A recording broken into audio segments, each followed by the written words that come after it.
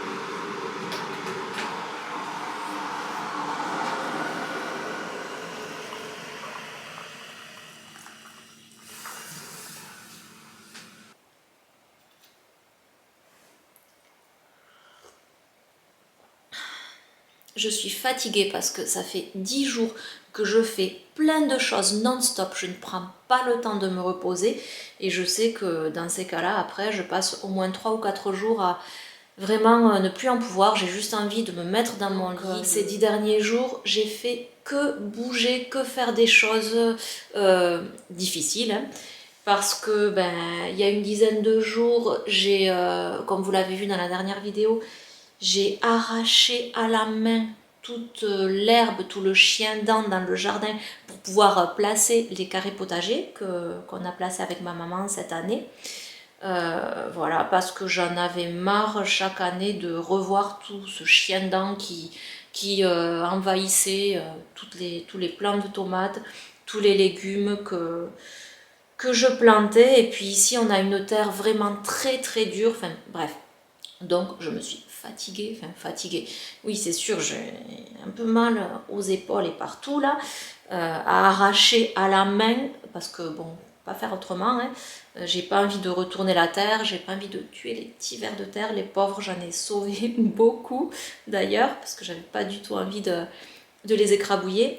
Donc j'ai fait tout ça à la main, et puis ensuite, cette semaine, j'ai déménagé mon bureau. Alors vous savez que ça fait 1 an que j'ai arrêté totalement de distribuer, de vendre tous les bijoux, toutes les choses, tous les produits dérivés, les trucs que j'avais fait par rapport à mes livres ésotériques que j'ai arrêté aussi.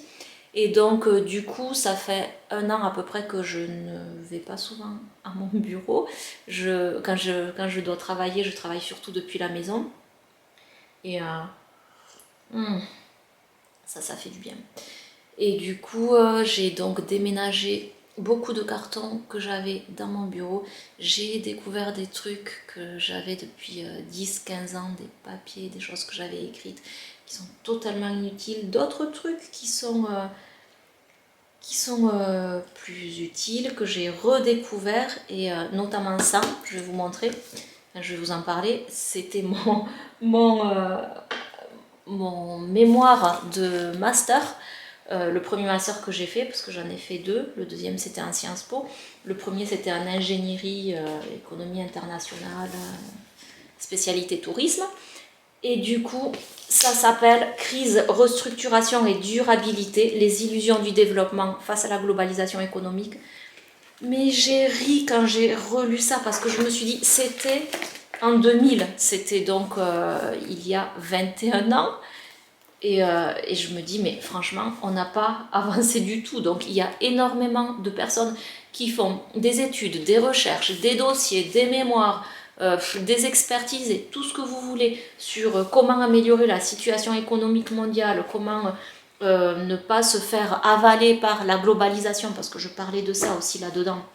comment d'ailleurs le système économique mondial, déjà c'était en 2000, essayait de d'écologiser, c'était le mot que j'avais utilisé, d'écologiser l'économie et de faire en sorte que le développement local, enfin d'utiliser le développement local pour essayer de l'intégrer dans une démarche de globalisation et de mondialisation. Enfin bref, tout ça pour vous dire que on en est toujours au même point, les amis, et que je pense qu'on va rester au même point pendant très longtemps parce que de toute façon, ce système dans lequel on est ne veut pas bouger et il ne bougera pas. Il ne bougera pas à moins de s'effondrer. Et ouais, ce que j'espère d'un côté, parce que je me dis qu'au moins, si le système s'effondre, eh bien, on pourra reconstruire sur des bases saines, reconstruire quelque chose de solide. Et d'ailleurs, là-dedans, j'avais déjà, comme dans mon livre L'arme mondiale, mais c'était pas la même chose, j'avais fait des propositions pour améliorer le système et pour créer des nouveaux modèles de développement durable, responsable, respectueux de l'environnement, de l'humain, etc. Et ça a servi à quoi en fait? Je vous dis à quoi ça a servi. Ça a servi qu'après mes 2 mémoires, j'ai pu avoir des postes à responsabilité dans les ambassades de France à l'étranger, dans des institutions gouvernementales et non gouvernementales. Mais je me suis aperçue, c'est pour ça d'ailleurs que je suis sortie de ce système, et que j'ai démissionné de plein de postes. J'ai démissionné de la plupart de mes postes pour ensuite monter la maison d'édition et tout ça en 2008-2010. Mais avant ça, je travaillais à chaque fois dans des organisations, des groupes qui faisaient en fait, pas qui faisaient croire, mais qui avaient des projets qui paraissaient quand même positifs pour le changement de la planète, le changement de la société, le changement de l'économie, le changement social et tout ça, pour une amélioration. Et puis à chaque fois, je voyais que non, qu'en fait, c'était des choses qui faisaient partie d'un même rouage, d'un même système qui se nourrit de lui-même, qui se grandit de lui-même, qui se fait évoluer lui-même. Et que dans tous les cas, toutes les propositions qu'on peut faire quand on est à l'intérieur, elles ne sont absolument pas écoutées. Ou alors on vous dit oui, on fait semblant de les écouter, et puis à côté, on vous oblige, enfin on vous oblige pas, mais on vous fait participer à ce système-là, et donc c'est soit vous participez, soit vous partez. Voilà, donc moi je suis partie plusieurs fois. Quand je travaillais à un moment en Asie du Sud-Est, j'ai pas envie de dire les détails parce que bon, je préfère les garder pour moi quand même, mais je travaillais dans une société qui était en partenariat avec l'éducation nationale. Et je m'étais aperçue que l'éducation nationale, l'académie, plusieurs académies en fait en France vendaient carrément des diplômes à des écoles internationales privées. Donc il y avait des étudiants qui obtenaient des diplômes français, des diplômes supérieurs, et moyennant un certain prix. Voilà. Qui n'avaient pas du tout les capacités, qui n'avaient pas les compétences, pas le niveau. Et donc quand j'ai voulu dénoncer ça, forcément, on m'a dit qu'il valait mieux que je me taise. Je me souviens à un moment, il y a quelqu'un qui m'a téléphoné, mais j'étais déjà revenue en France. Mais bon, j'étais toujours dans cette démarche de rébellion contre le système, de vouloir changer tout ce qui était mafieux, tout ce qui était corrompu et tout ça.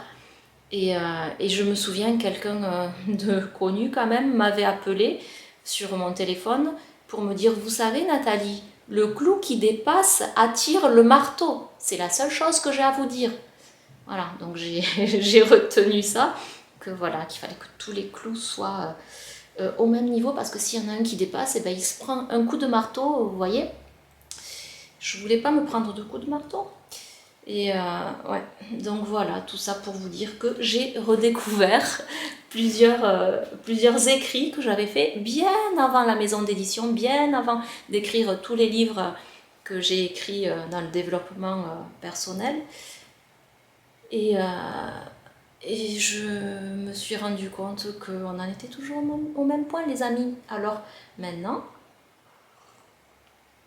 depuis quelque temps, ce que j'essaie de faire, et je sais que beaucoup de personnes essaient de faire la même chose, c'est d'être autonome dans le plus de domaines possible dans ma vie, parce que dans tous les cas, le système, il ne changera pas pour le mieux, il fera toujours croire que les évolutions sont pour le bien de la population, mais dans tous les cas, ça ne sera jamais le cas. Donc, je vous conseille à tous de faire tout ce que vous pouvez pour être le plus autonome possible à tous les niveaux, à une période, et c'était avant de créer mes sociétés et tout ça, avant l'édition, et voilà, je ne l'ai pas fait grâce à l'argent que j'ai pu gagner par mes livres. Je sais que certains m'ont fait cette remarque, mais non, non, pas du tout. À une période, j'ai investi moi dans l'immobilier, et donc j'ai fait des crédits, et en fait, à cette période, je me disais, comme se disent la plupart des gens qui investissent, je me disais, ben, grâce au crédit et grâce à la dette, c'est comme ça que tu peux te développer, investir et t'enrichir. J'étais dans ce système-là, c'était il y a plus de 20 ans.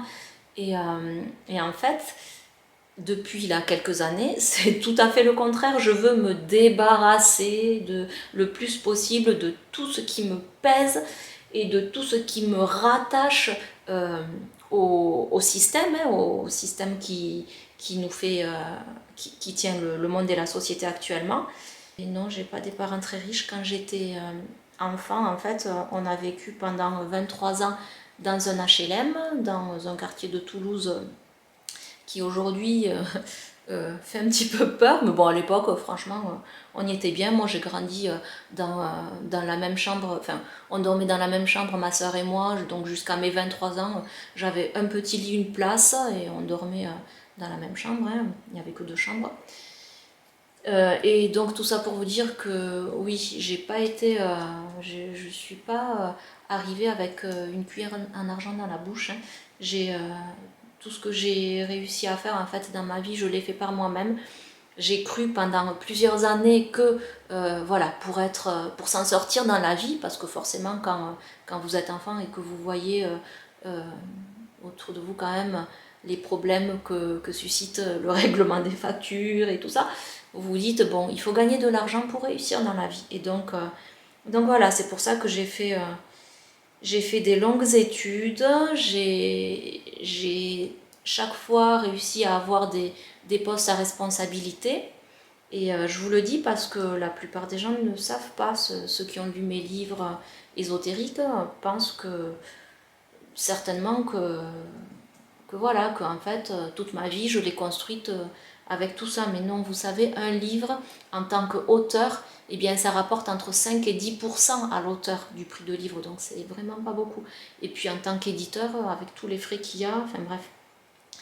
Donc tout ça pour vous dire que j'avais des postes à responsabilité, j'ai été chargée de projets dans plusieurs organisations, des projets de développement, de coopération entre la France et d'autres pays, des coopération culturelle, coopération au niveau de l'éducation pour mettre en place des programmes d'éducation dans les pays où malheureusement tout ça n'était pas encore très développé. Et bon, progressivement, je me suis aperçue qu'en fait, je participais simplement à imposer ce système-là de globalisation, de mondialisation, ce système où on doit tous rentrer dans le même moule, voilà, donc à des pays qui avaient à la base une autonomie, et c'était vraiment pas la peine de leur imposer quelque modèle que ce soit, surtout pas des modèles occidentaux qui sont ceux qui sont aujourd'hui, hein. Alors les amis, en ce moment, je fais beaucoup de plantations pour ce printemps, cet été et les mois qui viennent. Bon, j'ai planté des tournesols, je crois que je les ai plantés vraiment trop tôt parce qu'ils font déjà 20, presque 20 cm et ils sont dans les petits pots et je ne peux pas encore les planter parce qu'il faut attendre, comme me disait mamie, les scènes de glace. Il faut attendre au mois de mai que les scènes de glace passent. Donc je crois qu'il y a Saint-Pancras et Saint... je sais plus quoi. Voilà, il y a 3 saints de glace, je crois. Donc après les saints de glace, je pourrais planter mes tournesols, mes tomates, mes concombres, mes épinards. Qu'est-ce que j'ai encore planté? J'ai planté de la bourrache parce que ça fait 2 ans que j'en mets directement dans le jardin, des plants que me donne une amie. Et chaque année, elle me donne des petits plants de bourrache et chaque année, ils disparaissent. Je ne sais pas si c'est parce que je les plante au mauvais endroit ou ils disparaissent et ils sèchent d'abord. Donc ils doivent, je pense, avoir trop chaud ou alors la terre à cet endroit-là est mauvaise. Donc là, j'ai fait mes petites plantations, mes petits semis de graines de bourrache, bourrache bleue, bourrache blanche. J'ai planté donc du tournesol. J'ai commencé par semer des fleurs parce que voilà, je me dis que un jardin sans fleurs, un potager sans fleurs, c'est quand même un petit peu dommage à mon avis, et que ça attire les abeilles. J'ai commandé sur le site de Cocopelli, cette vidéo n'est pas sponsorisée, je vous dis juste ce que j'utilise. J'ai commandé plusieurs graines parce que je les trouve très bien, les graines qu'ils vendent. Et donc j'ai beaucoup de graines de fleurs à semer cette année. Je garde aussi chaque année énormément de graines de nigel, il en pousse partout. Et ça, c'est une fleur que je vous recommande d'avoir au jardin. Déjà, c'est très joli. Moi, j'aime beaucoup les fleurs blanches et bleues au jardin parce que souvent au potager, on voit des fleurs orange, rouge et jaune. Moi, j'aime les fleurs blanches, bleues, mauves, parme. Et donc la nigelle, elle est bleue et parfois blanche. Elle va bien avec la bourrache. Donc je trouve ça super joli. J'ai beaucoup de graines. Je les donne d'ailleurs, je les distribue en ce moment. Beaucoup de graines aussi de pieds d'alouette, c'est très joli. J'en avais donné il y a 2 ou 3 ans à un de mes séminaires. J'avais distribué des graines, ça n'avait rien à voir avec le sujet du séminaire. Mais ça m'avait fait plaisir de distribuer des graines de fleurs de mon jardin.